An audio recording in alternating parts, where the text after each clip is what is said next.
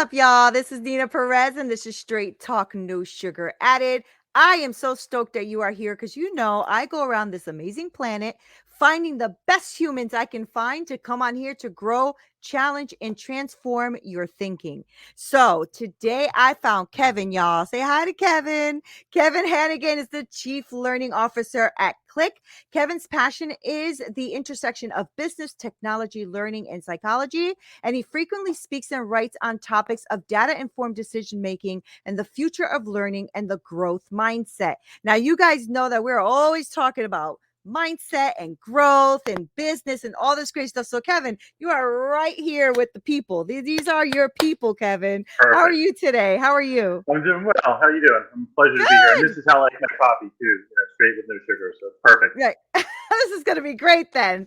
So, Kevin, the way I like to start is I like to let my audience know a little bit more about you because one thing I got to say about my audience is that I really try to build community. And so they're Mm-hmm. really great at like connecting and following the people that are on the show and things like that. So, I want them to know who Kevin is. So, who is Kevin? Absolutely. Loaded question. I'll start by saying I'm a father of four, and they actually Cool. teach me quite a bit. A couple of them have special needs, mental health issues, and that's interesting enough put me on my journey to where I'm here today. So undergraduate, I was a tech geek, computer science and math, love data, love analytics, love programming.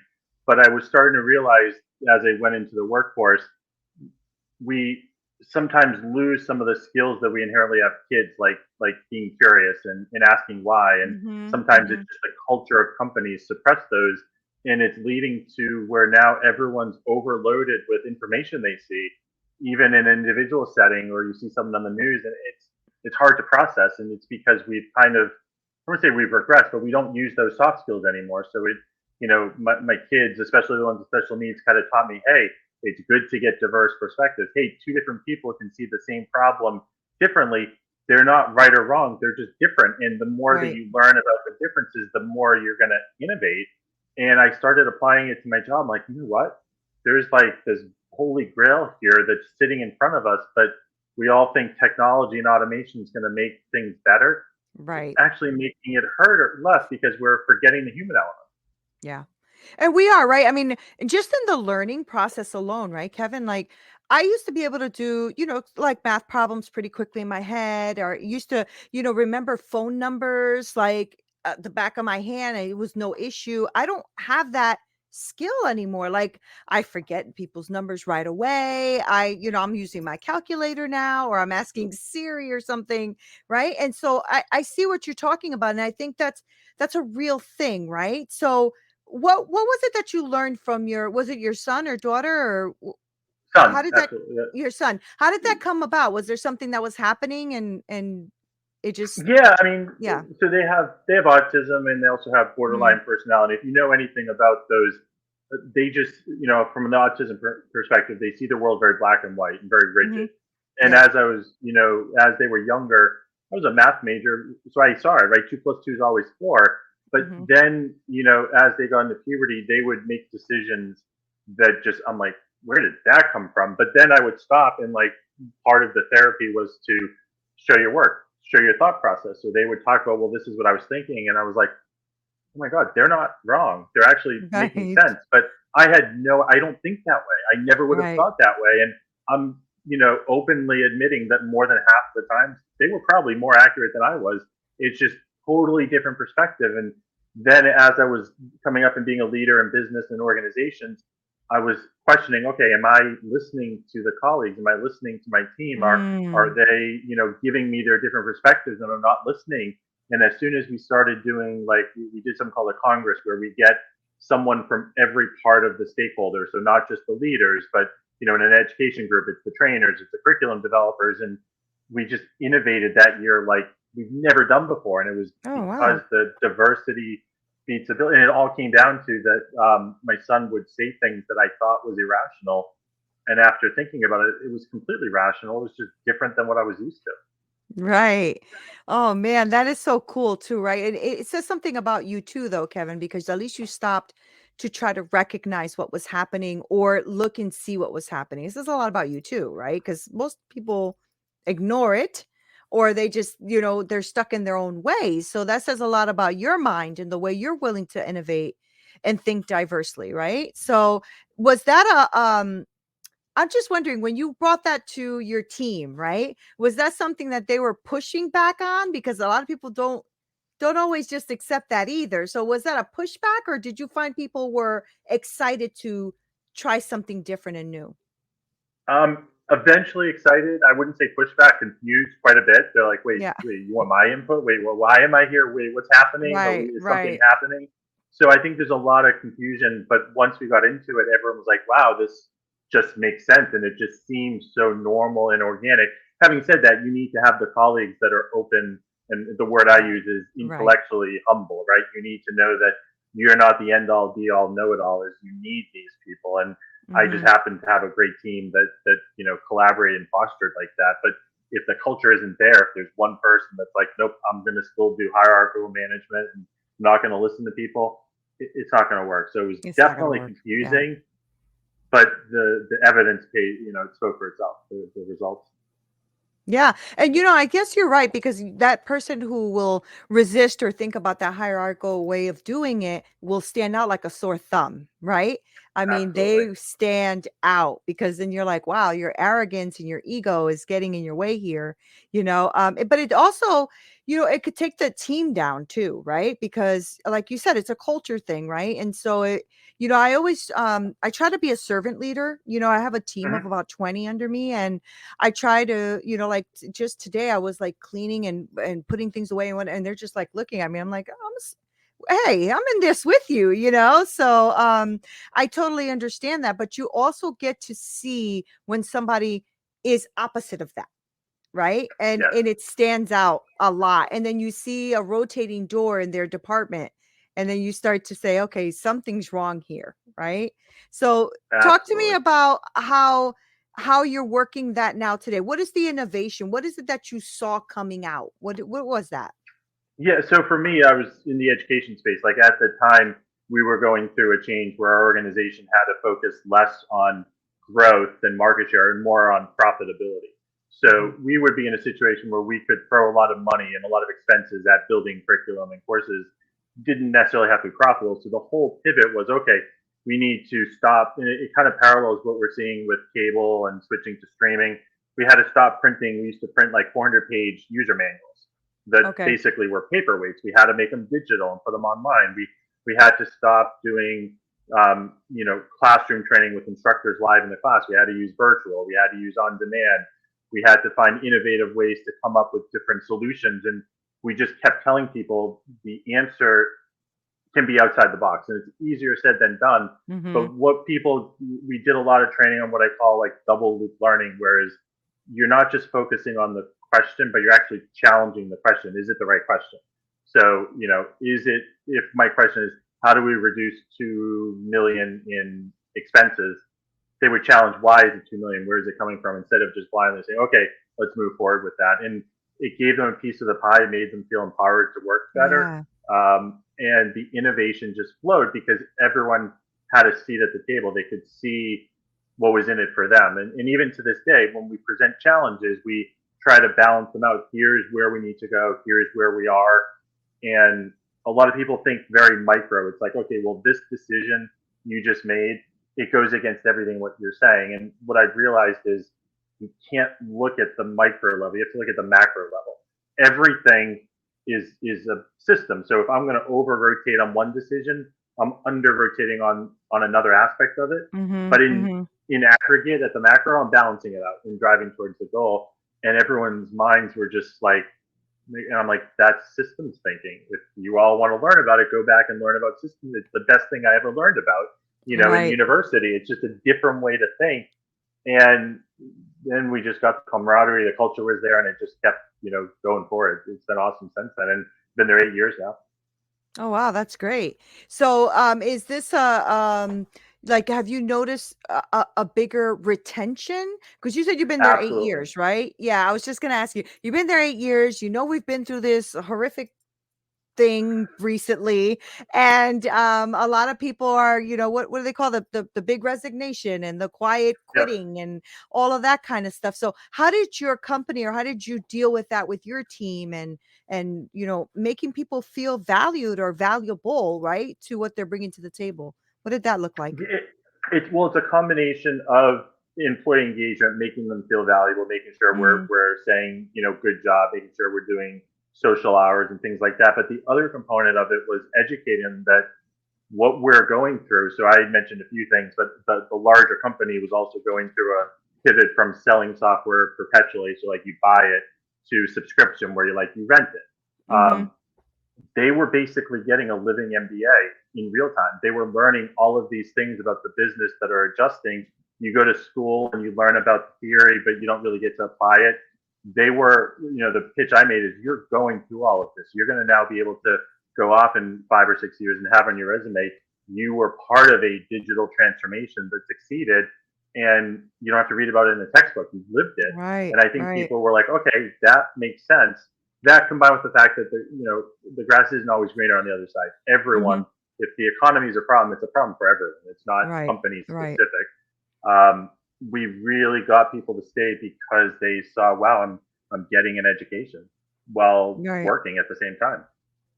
So what is it that you wanna take with, take your team to the next level? Like, do you start thinking outside of the box now? Like, how do I push the envelope a little more here? What do I do differently here? How do I structure this differently here? Do you think about those kind of things?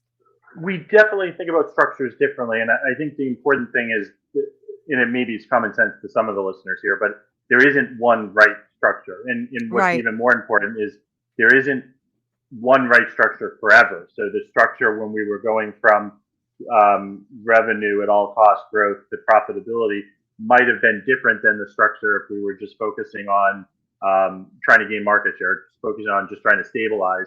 And so Mhm. we've gone through different in our same organization where it was basically completely flat. It was like 80 direct reports to where it was a much more, top heavy, not top heavy, but higher organization.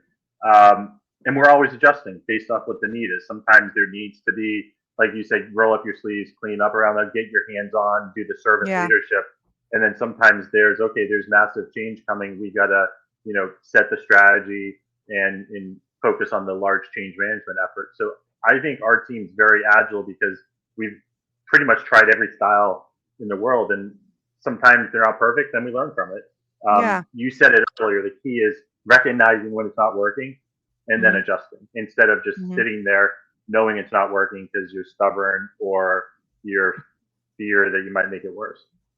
And the truth is that stubbornness and ego is a big problem with, a lot of C-suites, things like that, because they've worked their tail off to get there. And so sometimes that ego, can get a little hurt if somebody, questions them or something like that. So let me ask you this. Um, I know I have a lot of C-suite people that listen to this, a lot of people who are entrepreneurs running their own businesses, CEOs, the whole thing. What do you think is like one of the key things you can tell them about, like the mindset, right? That growth mindset that you talk about, and the shifting. And the reason I'm asking that is because I think most of us who are entrepreneurs and big leaders get in our own way. We get in our own way. And lots 100% of agree. times, right? A lot of times somebody else will have a great idea and we won't even see it because we're in our own way. So, what do you think is it like? Was that hard for you to like sit there and pull the team in and, say this is what, I want to listen to all of you guys. Was that hard to like, I guess, step aside or put your ego to the side? It wasn't for me, luckily, because I think I just had that innate growth mindset that I know I don't know everything. And I'm very empathetic on my Myers Briggs profile, and I really want to, as servant leader, grab everyone and take them forward. But I agree with you. Most C suite, I think what I would tell them is it's not luck that you got there. You have a skill, but keep in mind the world changes daily.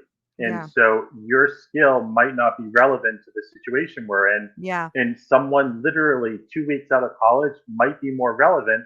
But if you don't listen to them, it's Yeah. it's going to hurt them, it's going to hurt you, it's going to hurt the company. So listening, I guess the summary is listening to people, and it sounds cliche. Admitting you don't know everything is not a weakness; it's a strength, I and love that. easier said than done. But in reality, just have everyone listening in the C-suite step back and say, "Do I know everything? What's changed in the past 5 years around technology, digital transformation? I can't know everything, so why wouldn't I want to get input from people that come from that angle?" And another thing that we tend to think we know everything and not want to get other inputs, but then we tend to hire people that have the same pedigree as us, and it Yeah. doesn't lead to diversity and inclusion. It leads to lack of innovation because they have the same idea as you have. I don't want someone that has the same idea as me. I Yeah. want someone who's going to productively and politely challenge me, because then I'm going to be better at my job. But that's hard Yeah. for people emotionally to accept Yeah. that I'm not the master of the universe. Yeah, and that is a hard one, right? Because I mean, I've definitely spoken to some C-suite people that is one of their challenges, right? Is that I mean, it's nice to say that you want somebody who's going to challenge you, but once they do, you're pissed, right? Because Yep. they challenged you. And that has a lot to do with our ego and our arrogance. And that just you hurt my feelings because you didn't agree with me 100%, and so that's something we have to work on internally. And but that goes back to what you were talking about too, right? With hey there, my amazing community of straight talkers. I just wanted to give a quick announcement because I wanted to introduce you to a transformative life coaching program that I have made exclusively for women. I want them to break free from shame and embrace their true potential so that they can build that life and business that they have always wanted. Now, our transformational coaching will guide you, we will help you, we will uncover your passion, your goals, and will develop your roadmap to success.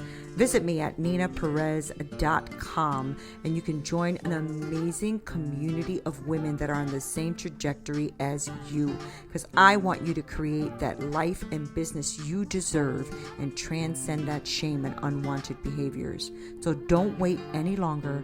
Visit neenaperez.com and let's embark on this journey together. Now back to the show. With the growth mindset and the innovation and being open-minded and all of that great stuff that we have to do as leaders. We have to do as leaders, right? So can I ask you about Qlik? What is Qlik, and what is it Yeah, really? Yeah, it's tell me about a data and analytics company. So we build software. We help organizations kind of load their data, get it ready for a question that they have to ask of it to find an insight and ultimately make better decisions on. So if it's that. Oh, used across different industries, whether it be healthcare, life sciences, sales, and marketing, to look at the data that's relevant to their business, find trends, find insights, and then adjust their strategy accordingly. oh, okay. All right. So it all that's great because if you guys are leading it and you're having this diverse talk and everything and you're really pushing yourselves as well, that's going to help that company who hires your team, right? Because then it's going to help push them a little bit further along too. So I like that. I like that. So what are some of the things that you are looking to do? Because I know that you coming onto different podcast, you're talking about the growth mindset, the way to have diversity, to innovation, all of that great stuff. So are you looking to um like expand the mindset of these CEOs and companies? Are you looking to tell people more about your software? Like what is our goal? What's your goal? Honestly, my goal is to sounds cheesy, but it's to have a world to live in a couple centuries, and we have the answers in the data to do this. But Mm, you said it, that like there's so many people in the C-suite that don't listen to others, whether intentionally or mhm. unintentionally. The downside of that is now you have the people just leaving the universities, and they grow up, and as kids, what do we all ask? We all ask why, because we're curious, and that's how we build the mindset. And then we go to school, and then we're in high school, and we ask our teacher why, and they think we're being disobedient, and they send us to the principal. And then we go to our job, and then we talk to our leaders in the C-suite, and we challenge, and they don't want to listen to it. we forget how to challenge. We forget how to be Yeah. curious. We forget how to ask questions. And now you have all this automation and machine learning that basically gives us answers that we're not challenging. I fear we're actually moving in the wrong direction. And so my goal is Yeah. to make sure everyone's aware humans are needed more than ever. They need to Hmm. check these things, but we're not using those skills as much as we should be. And that's going to lead us to, unfortunately, pretty negative consequences, in the Yeah. future. Yeah, I agree with that, Kevin. And it's also this big disconnect, right? With between humans, there's a big disconnect. I think, and maybe I don't want to sound like all doom and gloom because that's not true either. But it just seems like there's less empathy, less sympathy. Yep. People don't really want to hear what you have to say. Really, there's a shutdown. And to your point, right? Like if somebody's coming with a different idea, right? Or a different way of thinking, and nobody wants to listen to them, there's a shutdown that happens, right? But now we're talking about other aspects of life, not just work. Now we're talking about relationship Exactly. in the home, relationship you with your neighbor, relationship with your children, because everything affects us as human beings, right? I agree with you too. Like when my kids they're adults now, but even as adults, when we're together, it's like all phones off the table, all everything. We're connecting. We're doing this. I'm a coach by trade, so I love to sit down and like really listen to what a person is saying and give eye contact and be a part of that place. And that could be the old school in me too. I'd rather do this than, Hmm. be, thinking about a way to make my life a little easier. Um, and my husband says, "You're old school." Yes, I am. And I kind of like that, you know? But I that's think part we're of the losing problem it. is, yeah, well, exactly. It's old school, and Yeah. that's part of the problem is it shouldn't be old school. It should be mainstream. Right. Like you practice listening, but for the people graduating college, going to universities, very few of them, if any, have ever taken a course in listening. But they take courses Mm-hmm. on reading and writing. They take courses Mm-hmm. on technology. They know how to code an iPad app, but they don't know how to listen. Right. It's And true. it's not their fault, right? It's because they don't have to. It's true. They don't learn the skill. Listening is a It's skill, and true. I shouldn't say It's true. it's. I'm not being flippant, but they just don't learn the skill of how to stop playing on their iPad. And most people, when they're trying to listen, all they're doing is thinking about how they're going to object to what the person is saying. They're not really Yeah. listening to it. Yeah, and I think we lost that too because of, texting. Yes. Like we text people now. We don't even talk to people on the phone anymore. So you don't have to listen, right? You read and then you make your own assumption to the tone of whatever it is you're reading, right? And that just, I think that that's, hindered us. I think it's hindered us, because as like you said in the beginning, like technology may be pushing us in the wrong direction. Not all of it, but a lot of it, right? So Yes. what do you think is a way to get us back then? What do you think when you're looking at all of this and you're saying, this is probably going the wrong way, so I'm going to be going on these podcasts, I'm going to be, speaking my mind and trying to pull people back. How do you see that? What is it that you're thinking would shift things?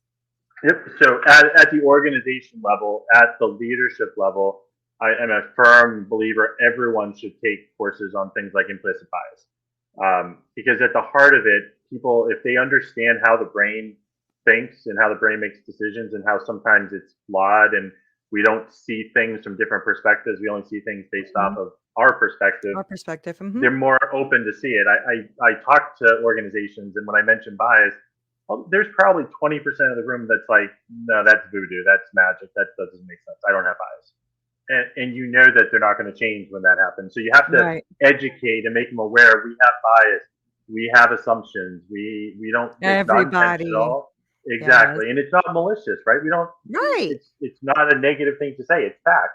But it's people think, oh well, I don't because I don't want to stereotype. Well, we all do it unintentionally. The point is Right. to bring it to the conscious level and adjust it. So I'm trying. I would like everyone at leadership levels to learn about bias and build programs in their organizations to teach people the soft skills that we kind of stopped learning in like second or third grade, like That's active good. listening, That's good. critical thinking, problem Mhm. solving, Mhm. this intellectual humility of learning that, okay, if I make a mistake, let me just learn from it and move on. Let me not stick with it. Yeah. And I think if we do that, then it helps trickle down. Then obviously at the bottom, in lower schools, we need to teach some of these things as well.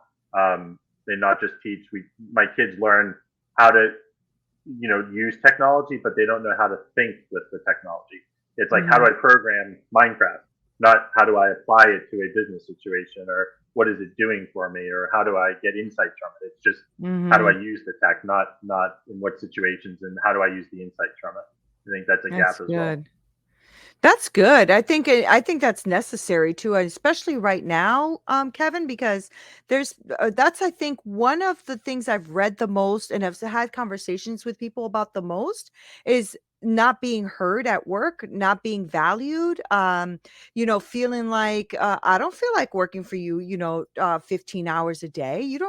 You're not doing anything for me type of thing, right? I was shocked actually, especially coming off of the pandemic, within the last year, like speaking to a lot of like, um, COOs and CEOs and all that. And I was, and I'm like, so how's it going? Like, I don't want to do this crap no more. You know what I'm saying? Like, Yeah. I'm working like 70-hour weeks. Like, I don't know. And I'm like, we are losing. I mean, not that I think we should all be working 70-hour weeks, but there's something that's missing, right? And I think what you're touching on is probably what that is. It's that is those soft skills that we are just not paying attention to anymore, and that's making us ill. I think, giving us a lot of like mental, challenges. We're not communicating well. People are losing Mhm. how to be articulate. Like all of this stuff is happening. So are you like reaching out to like big corporations and stuff to try to bring this into their place of business? Are you trying to infiltrate them in that way? Yeah, on the side, yeah, absolutely. I mean, that's what I like to do, these podcasts and write blog Yeah. articles about, is trying to Yeah. do that. I mean, I'm passionate about the soft skills. I know them well. I teach them well, but it's about now getting the masses to see why it's relevant for organizations. So, Mhm. if this Good. podcast helps or anything else, absolutely. And it doesn't Mhm. have to be any training either. It's just they need to take the awareness training. Wherever they get it is fine with me. But it's just about, I think people focus so much on technology. Would use that they just, like, soft skills. It's soft. I don't need any training on it, and Right. they just don't Right. prioritize it. We should not even call them soft skills, honestly. They should I be call hard them skills. forever skills. So I Yeah. say forever skills because no matter what, in college I was computer major and math major, and all the languages I learned, they're already dead. So the shelf life of technology is getting shorter and shorter. But if you learn critical thinking, you always need it forever. So it's, to me, it's a Right. forever skill. Right. You know what I love? I love that that you're willing to look at things in a different way too, because it just a curious mind to me is just so beautiful. Like I'll ask a random question when I'm doing these podcasts, but it's because my mind gets so curious. Like, wait, what does Yeah. that mean? What does that mean? It's a little bit of the ADHD too, Yeah. just but I love my ADHD. I'm not ashamed of it. It's Didn't a get gift. diagnosed as a child, but to me it's a gift. Exactly. It's a gift. But I really like what you're doing, and I know that right now, as me and you are talking, I know that the audience does have a lot of C suites and CEOs and thought leaders and things. I know that because I communicate with my audience, and so I know that what you're talking about is going to hit a nerve to someone out here who's going to go, shoot, I maybe need to listen a little bit more. Maybe I need to communicate a little bit more. Maybe the reason people are leaving my company is because I'm not, or maybe it's because it could be really anything. But I think if we're not aware and we don't start changing our mindset, we're in trouble. I mean, Absolutely. even just, today I was talking to one of my team members and they were saying, I'm a chef by trade and I'm a director of culinary operations and I have a team of 20 under me. And one of the chefs was making something. I'm like, this is really good. I said, you should do this. And he's like, wow, you really like it? I'm like, yeah. One of the things that I do is I always take their advice, take Hmm. their lead. You know what I'm saying? Like if they have a dish they want to try or anything like that, I let them go for it. And they at first are like a little shocked because they're in a kitchen. They're usually told what to do, I'm not Yep. like that. I like to learn. I know I don't know everything. So I love learning. And that has really helped me keep my staff with me over 7 years.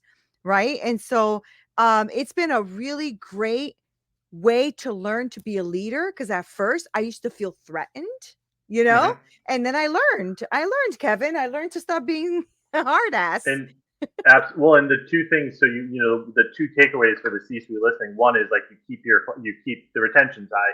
The other Hmm. thing is you are probably a better chef now as a Hmm. result of hearing all these things and seeing people try things and what failed and not. You're learning and you're increasing your game, so it helps you. It helps with Yeah, retention. It's a win-win, but it's a yet we still don't win-win. do it. Yeah, Yeah, I wish that we would get over our own selves, you know, like a lot of us, because like I said, I speak to a lot of really brilliant minds, and sometimes I almost feel for them because I don't think they can see past their own nose, you yep, know. So I like what you're doing, and I like that you're going around and going to all these podcasts and really talking about things that people can actually utilize, Kevin, because it's necessary. And especially in such a time as this. Like, I really absolutely. feel like we are in trouble, when it comes to businesses and corporations and all these layoffs and people not wanting to go back to work and all that. And it could be that piece that you're talking about, those soft skills. If somebody would just freaking listen, you know? Like, somebody enters your business and sees something wrong. If you would just listen, you might be able to fix a problem that you didn't even know you had, you know? Absolutely. Yeah. And Yeah. just for the readers too, like I would put listen in air quotes because they're probably saying I do listen, but they Yeah. don't. Yeah. That's the Yeah. yeah. So true. That's so true. Kevin, thank you so much for being on Straight Talk and like talking to all of these leaders that are listening right now, because I know for me anyway, just the conversation with you in these last few minutes, I know I'm going to take some of this with me because I have I have a big team. I have a big team with a lot of different personalities and some new people coming on, right? But if I'm wrong, and I do a 360 assessment, I have them Hmm. assess me, you know and I do that on purpose because I want to know. I want to know, Yeah, right? So when they say to me, well, chef, blah, blah, blah, blah, I'm like, you know what? I didn't know I was doing that. We'll start working on that. And I actually have it on my wall and I work on it all the time, you that's know? awesome. Yeah, but it wasn't me in the beginning, Kevin. Sorry to say. It wasn't me in the beginning. Yeah, it's growth. But thank you. Exactly. Yeah. Thank you for coming on.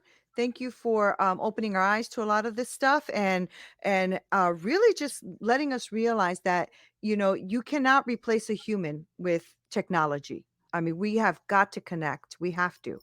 So, Absolutely. is there anywhere that people can go and like read anything you have, or follow you, or support you, anything like that? Yeah, actually, go to my website, it's just kevinhannigan.com. I link to a couple of books that are there, blogs or videos, and I have a link Great. to LinkedIn if people just want to ask random questions and see, pass them by me. Feel free to connect and ask away. Oh, that's awesome. Thank you so much for being on, and thank you for like sharing wisdom and knowledge, because that's what I love to do here, is to give my audience something that they can really, transform their thinking on. So thank you for being here today. I appreciate you. Thank Absolutely. you. Thank you for having me. Thank you. Thank you. Guys, see, I told you I find the best humans on the planet, and Kevin Hannigan is one of them. So I'm going to make sure to link all of his information below because I do want you to connect with him. How intelligent and smart and amazing was that, right? I love that. And Kevin, just so I also have a grandchild. He's 3 years old and he has autism. So I know about the black and white thing, but Yep. their minds are absolutely amazing. It's a gift too. Absolutely Yeah. amazing. Yeah. Yeah. So, guys, thank you guys so much for being here. This is Neena Perez, Straight Talk, No Sugar Added. Make sure that you follow Kevin. Do not miss an opportunity to speak to such a brilliant mind as his. I love you guys. I'll talk to you soon.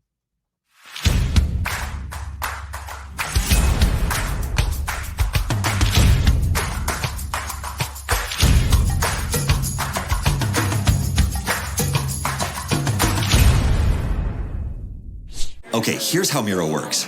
See, it's amazing. What's everyone doing at David's desk? Ever since marketing started using Miro's collaborative online whiteboard, he thinks all our other teams should sign up. Why? He says Miro's making his meetings disappear. And if every team gets on it, that means even less meetings. They're using Miro for brainstorms, mind maps, customer research. So could we use Miro instead of having another 100 meetings for every round of feedback? Yep. You can comment, react to ideas, even leave a recording on the board. And what about presentations? There are Miro templates for that. How do you know so much about Miro? I've actually been using it all along. I just used a Miro board to plan the best vacation. Okay, I'm on board. See how Miro users save up to 80 hours every year by meeting less and doing more. Get on board at Miro.com with 3 boards free forever.